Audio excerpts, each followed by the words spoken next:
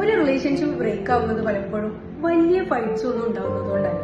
ചിലപ്പോഴൊക്കെ അത് നമ്മളെ തന്നെ കുറക്കാൻ, നമ്മുടെ എഫേർട്സ് ഒക്കെ കുറക്കാൻ വേണ്ടിയിട്ട് ശ്രമിക്കുമ്പോഴാണ്. നിങ്ങൾ ഒരിക്കലെങ്കിലും ചിന്തിച്ചിട്ടുണ്ടോ, ഞാനില്ലെങ്കിൽ ഈ റിലേഷൻഷിപ്പ് കണ്ടിന്യൂ ആകും, അതായത് ഈ ഒരു റിലേഷൻഷിപ്പ് മുന്നോട്ട് പോകുമോ എന്നുള്ളത്? ഒരിക്കലും നിങ്ങൾ ഫ്രീ ആയി സംസാരിച്ചിരുന്ന ആളോട് കുറച്ച് കഴിയുമ്പോൾ ഞാനിത് പറയണോ, ഞാനിത് പറഞ്ഞാല് ഈ ആളുടെ സ്വഭാവം എങ്ങനെയാകും എന്നൊരു ചിന്തയിലേക്ക് നിങ്ങൾ മാറിയിട്ടുണ്ടോ? കോൾ ചെയ്യാൻ തോന്നിയിട്ടും നമുക്കിപ്പോ ഒന്ന് വിളിച്ചു നോക്കാം അല്ലെങ്കിൽ മെസ്സേജ് അയക്കാം എന്ന് തോന്നിയിട്ടും ഇനിയിപ്പോ ആള് ബിസി ആകോ, ആള് തിരക്കിലാകോ എന്ന് വിചാരിച്ചിട്ട് അത് അവിടെ സ്റ്റോപ്പ് ചെയ്യേണ്ടി വരുന്ന ഒരവസ്ഥ.